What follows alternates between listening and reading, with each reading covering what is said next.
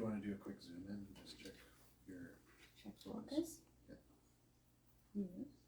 It's been so long since I've used one of these.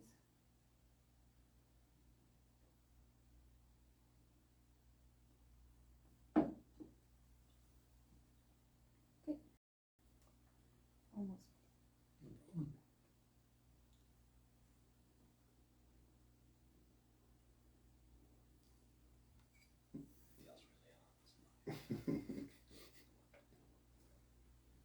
Forget every time where's the record button.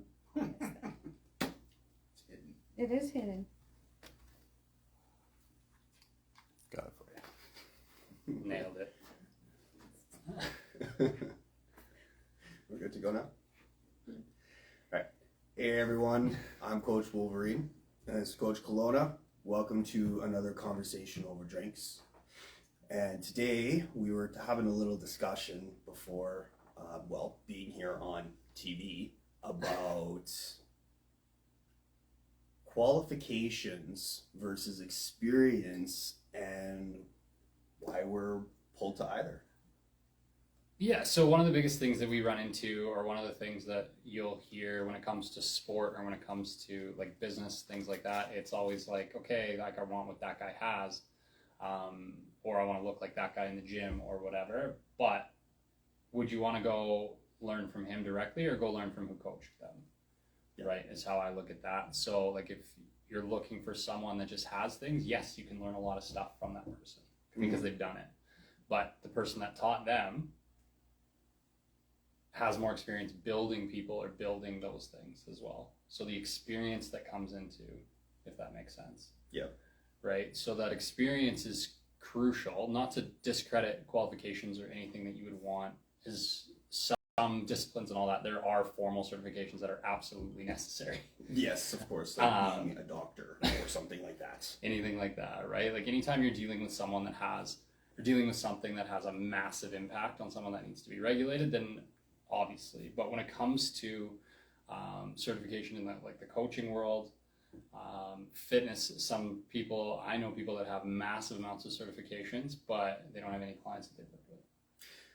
Well, and that's one of the things that I've noticed a lot of is, especially in the personal development industry, is that there are a ton of people out there that claim to be coaches of some sort, claim to be an expert, but isn't, the last time I checked anyways, to be an expert is 10,000 hours worth of time invested into one particular subject.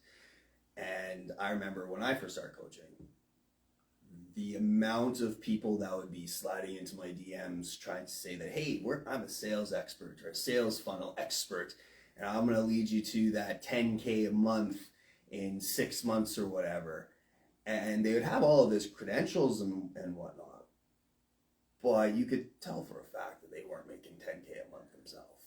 No, and then that's such like a magic number when, especially if you want to stick with the coaching stuff. Like, yeah, the 10K a month is what everyone's like, oh, $10,000 a month, I'm fine. Mm-hmm. So it's a buzzword to pull us in. And in reality, all of those things, every pitch that we've heard or anyone wants to be, it's them trying to create a brand. Mm-hmm. And then the brand is to create a client. And that's when you start talking about like marketing, yeah, and how we get caught up in that kind of scheme of things. I know like when I'm at the store and we're selling supplements, again, to stick with the fitness industry, you can take 4 or 5 different supplements and you do this too at the store, and they're basically the same thing. Yeah. Right. And it's that question, what's the best one? Whatever one's going to make you do the work. Yeah, and it's going to be chosen based on whether it's their preconceived notion of it being the best, the brand loyalty, the this name than that name, the shirt looks cool, whatever. Yeah. They're going to pick it for something that's intangible. Yeah. So when you go looking for someone who, if you're looking for a service, whether it's coaching, whether it's somewhere else, the intangibles is what separates A from B. Because if everyone has the same certification, or if everyone applying for a job has the same everything, it's the intangibles that you hire. It'd be the intangibles that you would go seek a service from someone else. And a lot of that is going to come from experience because they know how to connect with people and they know how to like move their knowledge from one place to another. Yeah. You can have all the knowledge you want, but if you don't have the ability to actually like facilitate the transfer of that knowledge to someone else, I don't just like using the term teach, because teaching in the formal aspect is like, hey, here's a bunch of info, here's a test, you passed, here's a piece of paper, have a nice day. That's not transferring knowledge. Transferring knowledge is giving someone the tools to eventually be able to do it on their own. Yeah. What if we look at it from the other end of people who collect all of these certifications and degrees and whatnot because they're actually afraid to start? I was just gonna say it's because they're afraid that they need something else to get started. They feel like they need to be an expert before they actually start, but in hindsight, we have to actually do the work and get the experience to become said expert. So then we create that busy work. And I'll be the first to admit, when I first started coaching, I was horrible for this. I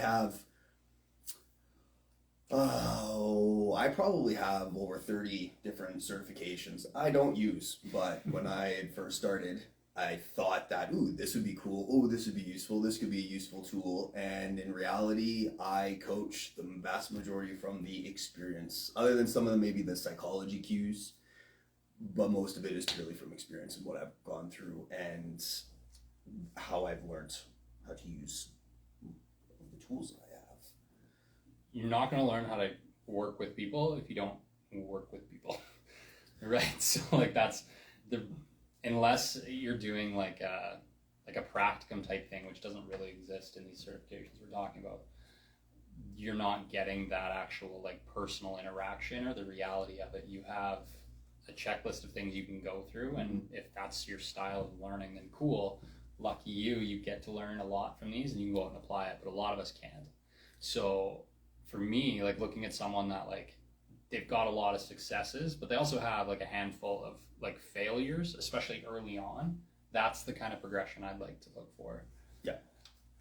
Well, it's also a matter of going to someone for the guidance who has actually done what you're looking to achieve. Yeah. Right. Like to just kind of wrap that up with a nice bow. Proof of concept would be proof of the concept, yeah. But that's there's actually an analogy that goes with that I use with my clients all the time. Is if I was to hand you a book on how to ride a unicycle and you read this cover to cover, would you actually know how to ride the unicycle, or would you have to jump on the unicycle, try it out and get better at it? Exactly, and give it some practice before you're actually able to ride said unicycle. So yeah, I think that's pretty much it. Like I don't want to sit here and like discredit certifications and stuff like that, because there's a lot that have their place, and for a lot of us they need that foundation. But for anyone that's like stockpiling certifications in, whether it's like fitness, health, whatever, do something to use it. Like if it's all there for a purpose, and transferring knowledge from yourself or transferring your experiences to other people to help everybody get better is the whole reason we do all this stuff. Right? You don't want to be a coach if you don't want to make people better. You don't want to be a trainer if you don't want to help people get better. So knowledge transfer, or whatever term you want to use, is like the end of it all. And if you never go out and fail a little bit to actually get that personal part, then all you're doing is making a bunch of other people who have gotten to the point where they can put a course on money that you're not going to ever see again. Yeah, I actually just had a conversation with one of my friends this week he's an online coach, and he's a really intelligent dude, and he's competed in bodybuilding and he's placed very, very well. And he was telling me how much he charged, and I'm like, dude, that's like a tenth of what you should be charging. And he had told me, he's like, well, I don't have these certifications, I don't have that. I'm like, who are you comparing yourself to? Yeah. Right? You have X amount of years worth of experience. You've actually competed. And results, right? Right? So on the flip side of that too is like, if you have the experience, don't hold yourself back purely because you don't have that piece of paper that says that you're good at something, because you never know. If there is a market out there for you and there's people that will connect, right? The simplest thing to do is just start. We can figure it out as we go. We are quite resilient and resourceful as human beings, and our brain is pretty fantastic at figuring things out. And the cool thing is when you're passionate about it, you're gonna be okay with failing. Yeah. Right? So like you might be passionate about learning and collecting stuff, that's great.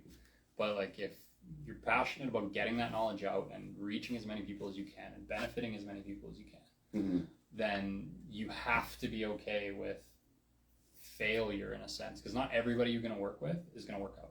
No. And not like, you can try and put your stop blocks in with like whatever you want to do, whether it's price, commitment periods, and all that other stuff, but like you're never going to be able to have 100% success. No. And you're going to feel bad about every single one that doesn't do well, right? Yeah. That's another reason why like I'm not a big fan of things like blanket programs, right? Like if you have if you have a program, you give it to 100 people, the reality is 5 people are going to see results. Mm-hmm. And that's just it. It's the exact same program, and then you're going to get like your tiers of like great results, which would be 5, medium results, which may be 10 to 15, and the rest of them are going to see next to no results, and they'll blame you because of it. When in reality, it's they weren't coached to have the effort to understand why they were doing it. All right, like you can give someone a really bad program with 100% effort, they're going to get better results than the best program ever with no buy-in. Mm-hmm. Almost every time. So that's where you have to be okay with some people not succeeding. There's an emotional commitment to it there. Exactly. Yeah. And then in addition to that is don't use education as busy work to not start. On either end, right? Don't use it as a crutch to hold you back, and don't use it as a crutch to like prop yourself up. If you're not getting people results or you're not sharing anything, you're not providing a value to anyone else. You can only coach somebody as far as you yourself or as us ourselves have actually personally developed. You can't bring yourself, or you can't coach anybody further than that. No. You can give them tools and they can go out and do it on their own, but that's out of your hands. Yeah, man. But that's it on that part. If you're passionate about it, you're okay with some failure, but the long-term success is what you want to look for in the people that you work with and connect with. And I think that just needs to be held up. If they don't have that, if they didn't pass that test, but the last 20 people they worked with are doing great, you're probably going to want to go say hi. Yeah, exactly. Well, I don't have much more to add to that one. No, that's it, man. Thanks. I appreciate you letting me talk about that, because that's one that I've brought up a couple times. I know that. So, but that's it for this week. If you have any comments or questions, or you're thinking about doing something and you're the one step away, or you think that one piece of information is going to make it possible and you want to just talk about it, feel free to let us know, and we'd love to have that chat. Maybe we can give you a little kick to get you started. Absolutely. Take care, guys. Cheers.